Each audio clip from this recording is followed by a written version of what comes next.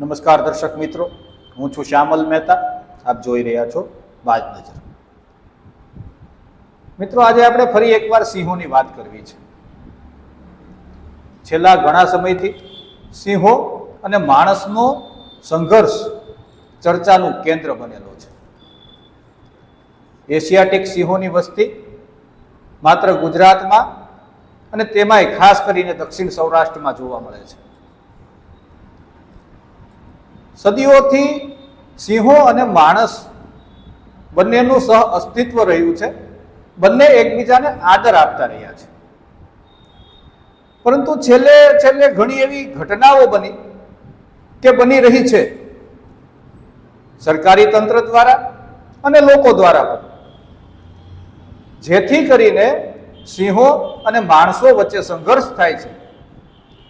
અને પરિણામ એ આવે છે કે સિંહના હુમલામાં માણસોના મૃત્યુ થઈ રહ્યા છે અને સિંહો પાંજરા પાછળ આજીવન ધકેલાઈ રહ્યા છે. કારણ કે માણસ ખાવ થઈ જાય એટલે તેમને પાંજરામાં ધકેલી દેવા પડે, નહીં તો એ બીજા માણસોને નુકસાન કરે. તો આવું કેમ થઈ રહ્યું છે? આના માટે જવાબદાર કોણ છે? ગુજરાતમાં વન વિભાગ તો છે જ, તો વન વિભાગની કામગીરીમાં શું ખૂટે છે અને લોકો એવું શું કરી રહ્યા છે કે સિંહો હવે તેમના પર હુમલાઓ કરી રહ્યા છે? તો પહેલી વાત તો એ કે સિંહ એક આકર્ષક અને રજવાડી પ્રાણી છે, એટલે લોકો તેને જોવા માટે આકર્ષિત થાય છે. અને તેમને જોવા માટેના જે નિયમો છે, સિંહના સ્વભાવને અનુકૂળ થઈને રહેવાની જે બાબત છે, તેમનું ક્યાંક ને ક્યાંક ઉલ્લંઘન થાય છે અને ગેરકાયદેસર લાયન શો થાય છે, જેમાં અમુક સંજોગોમાં મેટિંગ પીરિયડ હોય, બચ્ચાવાળી સિંહણ હોય, મારણ પર હોય, ઊંઘમાં હોય, આવા સમયે સિંહોને ડિસ્ટર્બ કરવામાં આવે તો તે આક્રમક થઈ જાય છે અને આખરે તે જંગલી પશુ છે એટલે તે હુમલો કરી બેસે છે.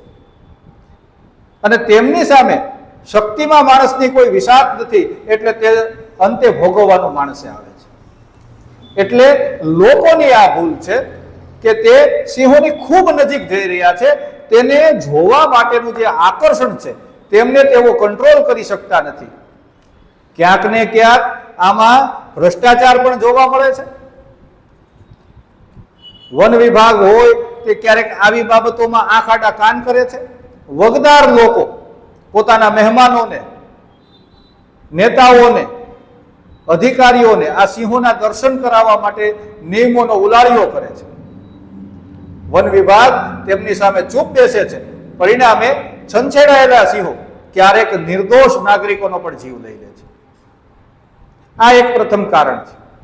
બીજી વાત વન વિભાગની કરવી છે.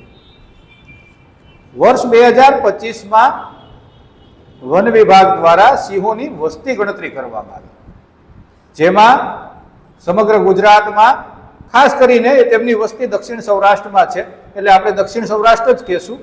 891 સિંહ નોંધાયા, જે વનમાં વિચરે છે, કુદરતી વાતાવરણમાં રહે છે. હવે આ 891 સિંહોમાંથી એકલા 339 સિંહો અમરેલી જિલ્લામાં વસે છે. ગીરનો પૂર્વ વિસ્તાર અમરેલી જિલ્લામાં આવે છે અને અમરેલી જિલ્લો ગુજરાતમાં સિંહોનું સૌથી મોટું રહેઠાણ છે, આશ્રય સ્થાન છે.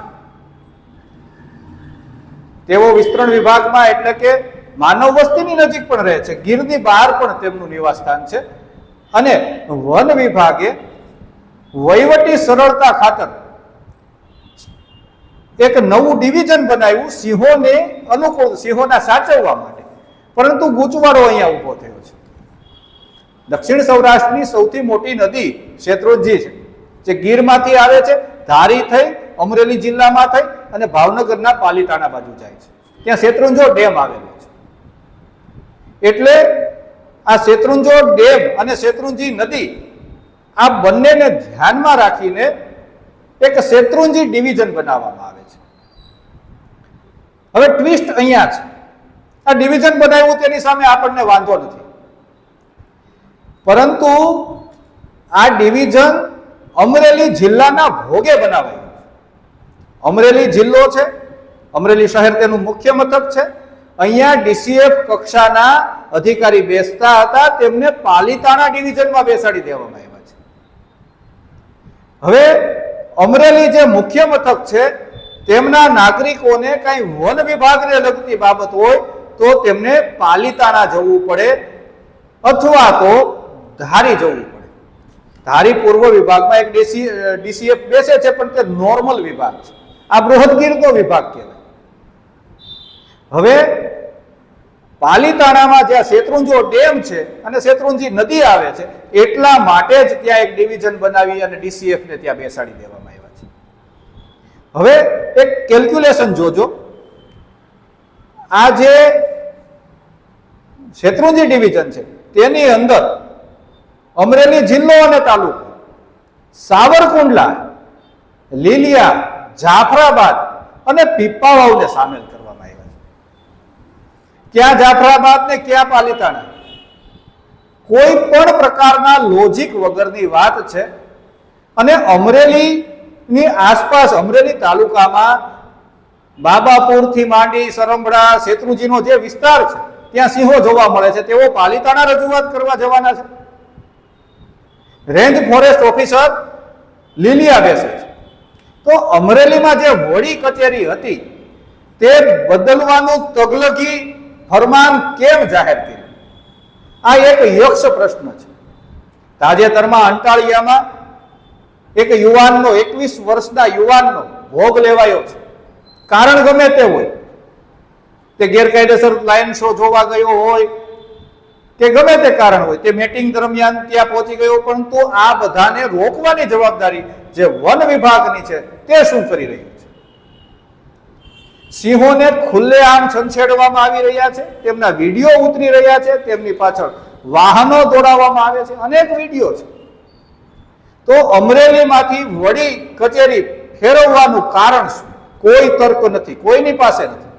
અને આ બાબતે અમરેલી જિલ્લાના ચૂંટાયેલા પ્રતિનિધિઓ ભેદી મૌન ધારણ કરીને બેઠા છે.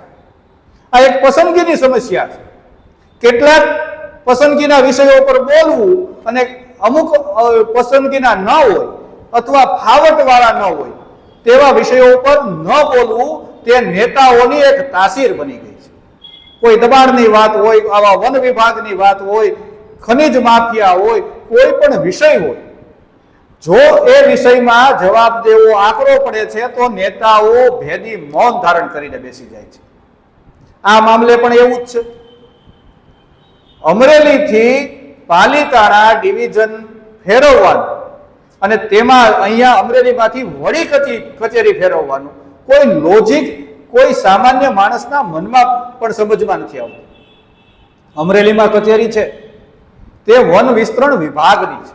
તેમાં દીપડા, સિંહ કે તેની જેવા રાની પશુઓને લગતી કોઈ બાબતની વાત તેમની જવાબદારીમાં આવતી નથી, તેમના કાર્યક્ષેત્રમાં આવતી નથી.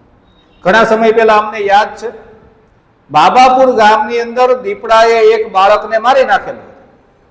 બાબાપુરથી અસંખ્ય લોકો, સેંકડો લોકો અહીંયા આવેલા અને અમે તેમની સાથે જઈ અને વન વિભાગની કચેરીમાં રજૂઆત કરી ત્યારે તેમણે કહ્યું કે આ બાબત તો પાલીતાણા ડિવિઝનમાં આવે છે. તો શું અમરેલીથી 100 કિલોમીટર વાળા બાબાપુર ગામના માણસોને, પાણિયા ગામના માણસોને, સરંભડા ગામના માણસોને સિંહ કે દીપડા કઈ નુકસાન કરે તો તેમણે પાલીતાણા જાણ કરવાની છે? તેમની વડી કચેરી અમરેલી કેમ નથી? એક મિકેનિઝમ કેમ નથી? આ બધો યક્ષ પ્રશ્નો છે. કોના લાભાર્થે આ બધું થઈ રહ્યું છે?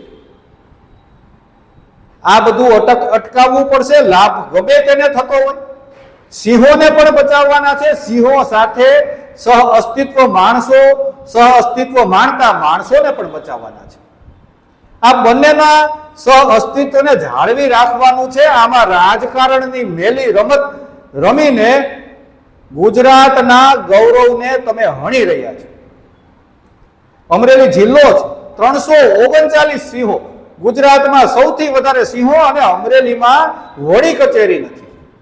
આવા અવનવા તગલગી પ્રયોગો કરીને માણસ અને સિંહોનો સંઘર્ષ તંત્ર દ્વારા વધારવામાં આવી રહ્યો છે. તંત્રએ હવે જાગવું પડશે. ખેડૂતો વાડીઓમાં રાતના પાણી વાળતા હોય છે, તેમને આ રાણી પશુઓનો ડર લાગે છે. તે પણ અમરેલી જિલ્લાના છે. તમે રાખો પાલિતાણામાં ડિવિઝન, એક ડિવિઝન વધારી નાખો. ધારીમાં તો છે જ, પરંતુ અમરેલીમાં એક વડી કચેરી હોવી જોઈએ, સ્ટાફ પણ પૂરતા પ્રમાણમાં હોવો જોઈએ, જે પ્રમાણમાં ગ્રાન્ટો આવે છે તે પ્રમાણની સુવિધાઓ પણ હોવી જોઈએ. લોકોના હિત માટે, માલધારીઓના હિત માટે, પશુપાલકોના હિત માટે, ખેડૂતોના હિત માટે આ કામ સરકારે કરવું ખૂબ જરૂરી છે. અન્યથા આ ગીરનું, ભારતનું ગૌરવ, ગુજરાતનું નહીં, ગીરનું નહીં, પણ ભારતનું ગૌરવ એવા એશિયાટિક સિંહો અને માણસનો સંઘર્ષ બંને માટે પીડાદાયક બનશે, તે વાત નિશ્ચિત છે. જય હિન્દ, જય ભારત.